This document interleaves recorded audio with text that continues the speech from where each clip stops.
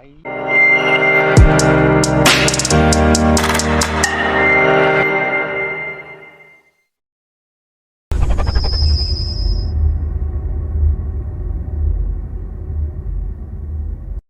masaganang araw sa lahat mga ka-hunters. Ito na naman tayo sa panibagong Sport Fishing Adventure. At dito pa rin tayo sa Dumaran, Palawan. Dito sa Santa Teresita.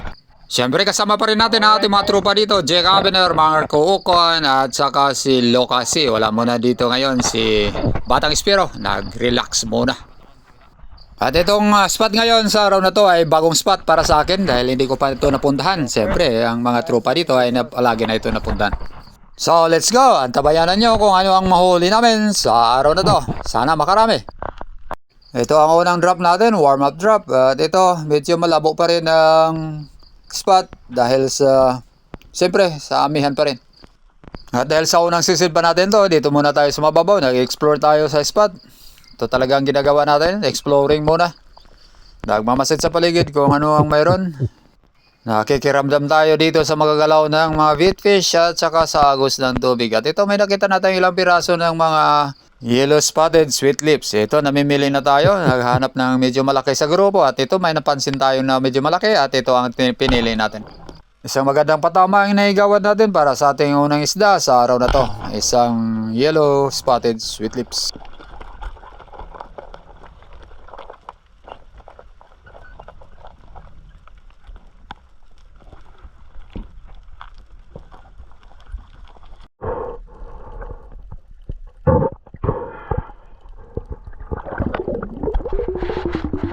At sa di kalayuan, napansin natin na si Marco Ocon ay nakadali sa kanyang unang isda gamit ang pana na in-upgrade natin mula kay Bro Locasi. Ito, yung dinugtungan nating barrel at saka shop niya. Isang malaking coral trout. At sa pagpapatuloy ko, mabanti ako dito at ito may nadali tayong isang emperor fish. Napakaganda rin ang patama natin, stone shot. Isang good size emperor fish o isang katambak mga ka-hunters.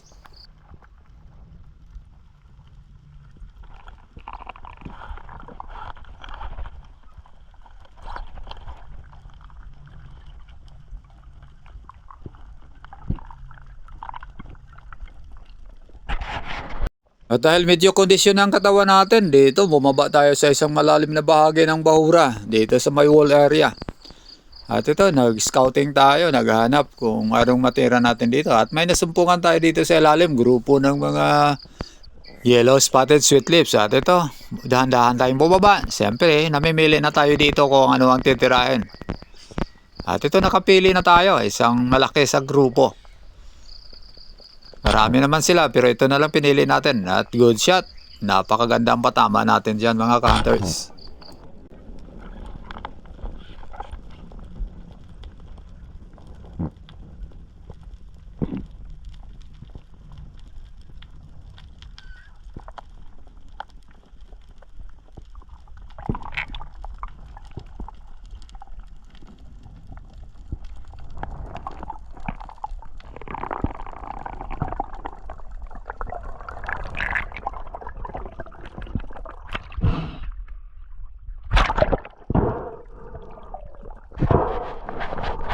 At ito sa pagbaba ko pa lang may nakita tayong coral trout kaya tinira ko na. Napakaganda ang patama natin. Walang kawala pero wala rin kawala ang shop natin doon sa corals. Bumaon pala sa buhangin mga ka-hunters. Sa pagkakataong ito hindi ko inalis agad ang pagkabaon ng ating shop sa buhangin at nag-resurface muna ako. Kaya ito niluwagan ko ang aking reel para mahila ko ang aking barrel pataas. Medyo may kalaliman ang spot na to kaya tamang pahinga ang ginagawa natin dito bago bumalik. At ito binalikan na natin.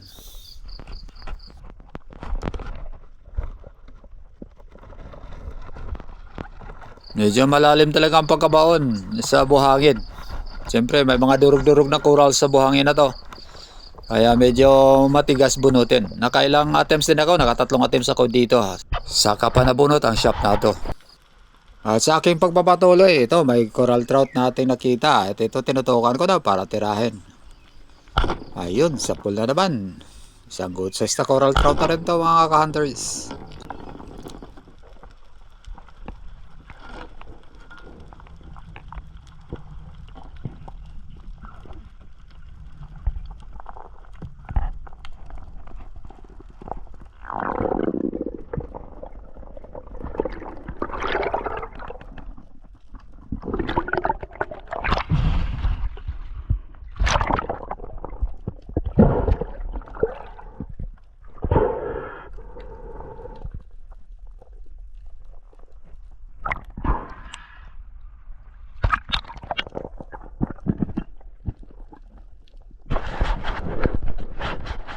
At ito, muli na naman nakadali si Bro Marco Ocon sa ginawa nating pana sa kanya. Ito, isang malaking kawayanin na binigyan pa natin ng second shot. At ito, may isa din akong nahuli na isang uri ng emperor fish. Ay, hindi na natin ako na ng video sa actual na pagtira. Sa bandang hapon, lumipat kami ng spot. Dito kami sa isang spot na mababaw at maagos lang na usual spot na tinitirahan natin ng mga badlon at saka mga kawayanin. Habang tayo nag-set up ng amos, may dumating. Ayun, oh. Medyo may labang isdang ito, pero nakuha pa rin natin itong tirahin. Wood holding shot naman ang naigawad natin sa isdang ito. Kaya lang medyo malakas. May kalakihan na din kasi ito. Kaya binigyan natin ng line para di ma-puwersa ang isda.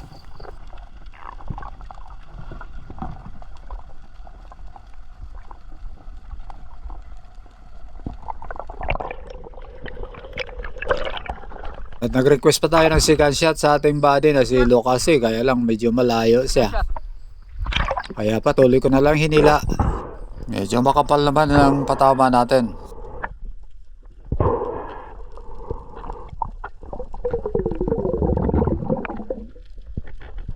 At ito, lumapit pa talaga si Bro Lucas para magbigay ng second shot. Pero sinabihan ko na lang na wag na lang para hindi masayang naman yung load niya. Kasi maganda naman ang patama pala.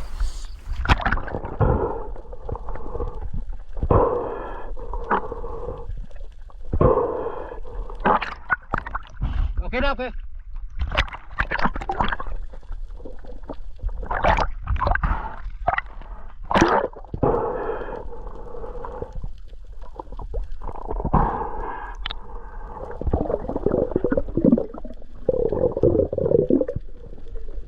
At ito nga, na-secure ko na ang aking isda na isang golden trevally para sa hapon na to.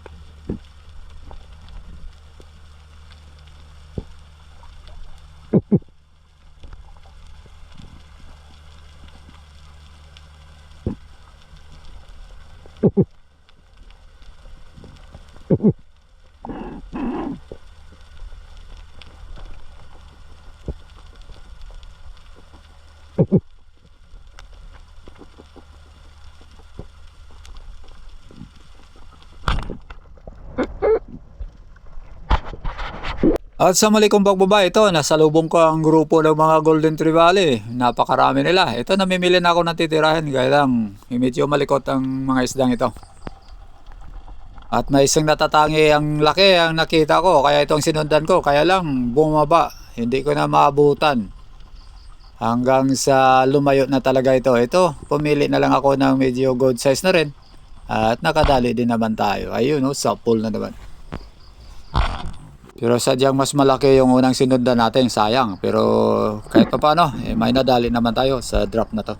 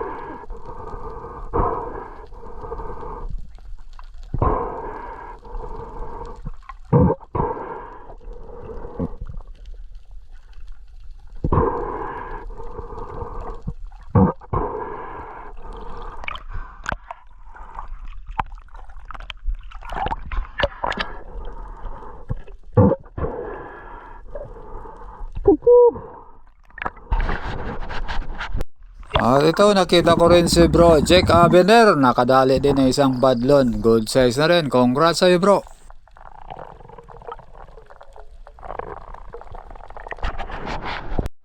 At ito, medyo dumidilim na ang paligid. At sa ganitong mga pagkakataon, ganitong oras, saka na talaga dumadami yung mga isda. Kaya ito, bubaba na naman tayo para mag-set up ng ambush.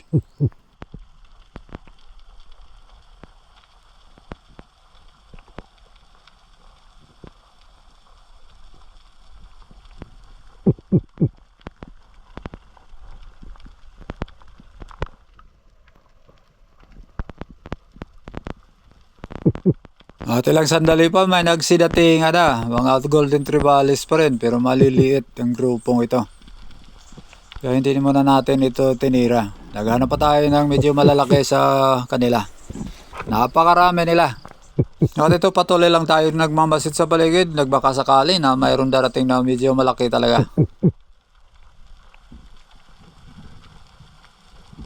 Nasa mga mahigit kalahating kilo na ang karaniwan sa mga ito.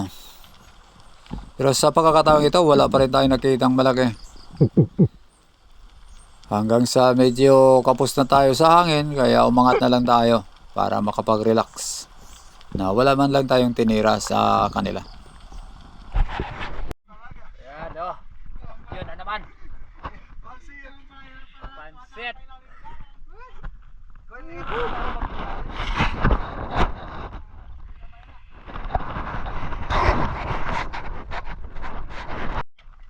So at ito ang naming na-harvest sa araw na to. Medyo nakadami kami. Almost 6 o'clock na kaming umahon. Kaya ito, gagabihin na naman kami papunta sa tabi. Ayan, madilim na talaga ang paligid oh. Pero at least, nakadali kami ng marami. At mayroon na kaming pang-allowance sa pamilya namin.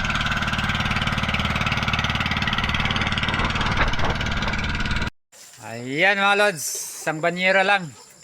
Maya bro. Ayan, champion si bro Jack ngayon no. Maya lang. Ken. Ayan mga ka-hunters, the next day, abante na naman kami sa Sabak na naman. Afternoon dive ang gagawin namin sa araw na to.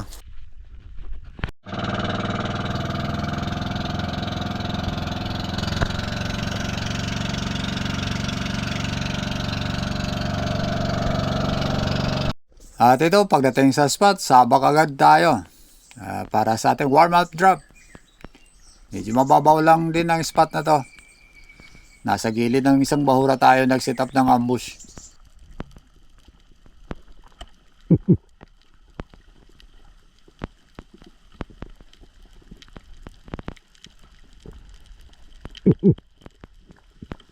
At ito, hindi naman tayo nabigo sa ating paghihintay at may lumapit. Isang golden tribali, kaya tinira na natin. Ayun, sapol.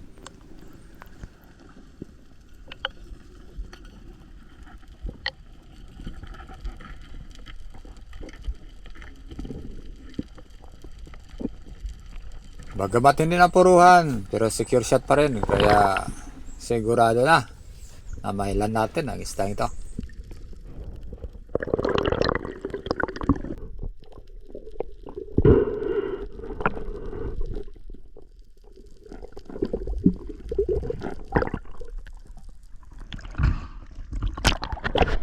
At ito, grupo naman ng mga gold spotted trevally ang ating nakita. Ayan, pinili natin ang ating tinira at sapul. Medyo lumakas na ang agos sa spot na to. Nahirapan tayo makabante, kaya minsan drop shot na lang ang ginagawa natin. Nahirap makadapa sa ilalim pag ganitong malakas ang agos, kahit na mababaw lang ang spot na to.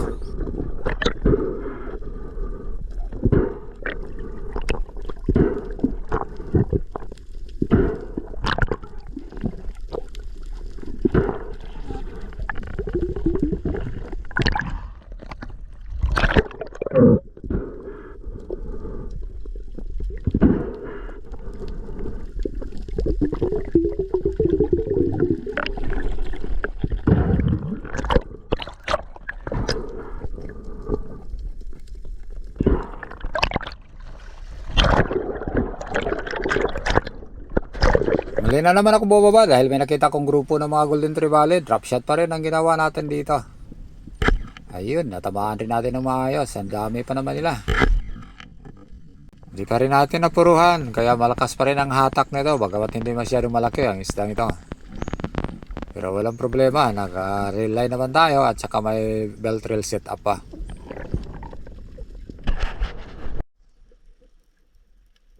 Sa aking pagbaba, isang malaking bayang ang nakita ko. Kaya tinira ko na. Although napakamura ang isda ito, 20 pesos ang kilo dito sa Dumaran. Pero goods na rin, kahit pa paano. Ayun oh, maganda naman ang patama na igawad natin. Walang kawala, si Bayang. Anyway, naka-double barb naman yung shop natin. From Corsi Spearmaster, Abraham Ben Carliolde. Kaya walang kawala ang mga tira natin. Gamit ang ating RA140 and bird sit up. At ito ang ating mga huli sa araw na to. Yung Golden Trevally at saka isang kawayanon at yung bayang safety na. Medyo konti lang ang huli namin sa second day dive namin na to, pero goals na rin, may pang ulam na.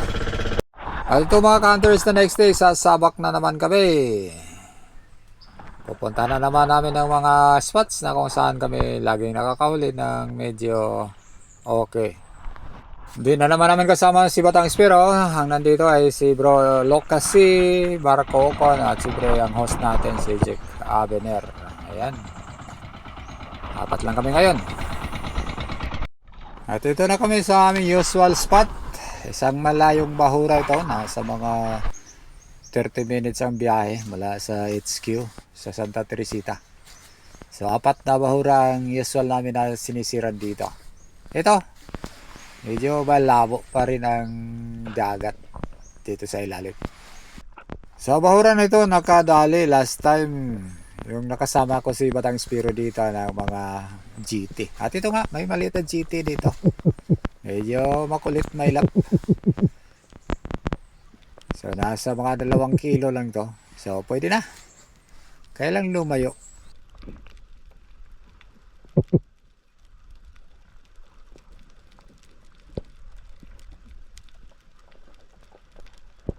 At ito, resurface na lang muna ako para makapag-relax. Mababalo rin naman ang spot na to. Pero need natin pa mag-relax.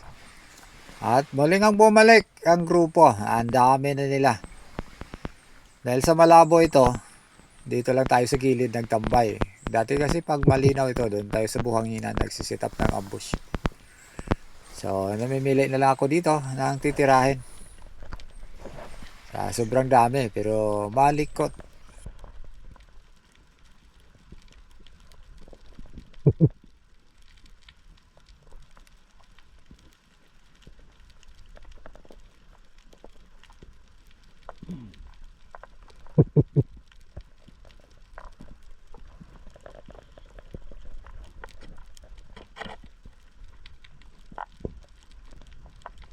At dahil wala tayong napili, umangat na lang muna. Nag-relax na naman. At sa drop na to, tumira na tayo. Mahirap na, lagi na lang tayo bababa tapos wala man lang natira. Ang dami pa naman. So ito, mayroon na, 2 na lang. Kaya tinira ko na. Ayun, sa pool. Napaganda pa, tama din natin yan. Pero hindi pa rin napuruhan. Hindi na stone shot o spine shot.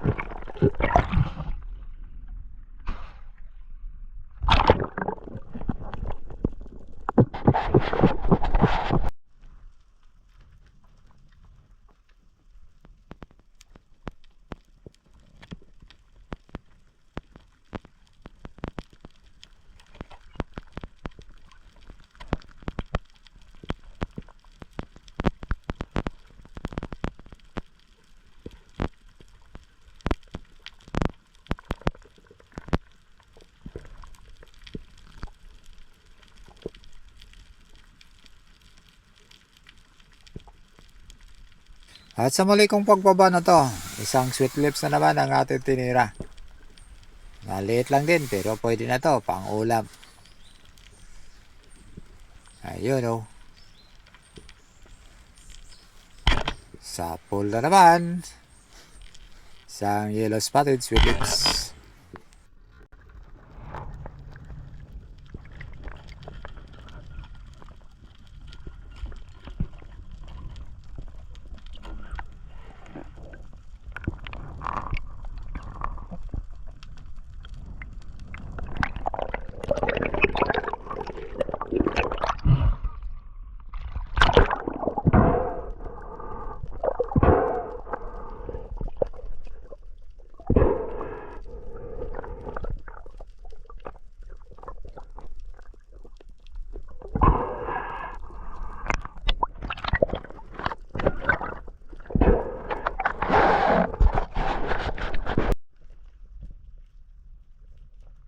Muli kong binalikan ang spot kung saan nakadali tayo ng GT na maliit.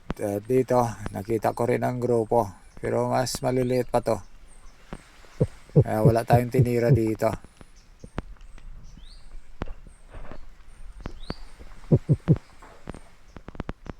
Ayun oh. Dami. So, naghintay lang tayo sana kung mayroong mga malalaking darating. O magpakita man lang dito sa baba. Kaya lang wala. So, saro na to. Isang GT lang at sweet lips ang nahuli natin.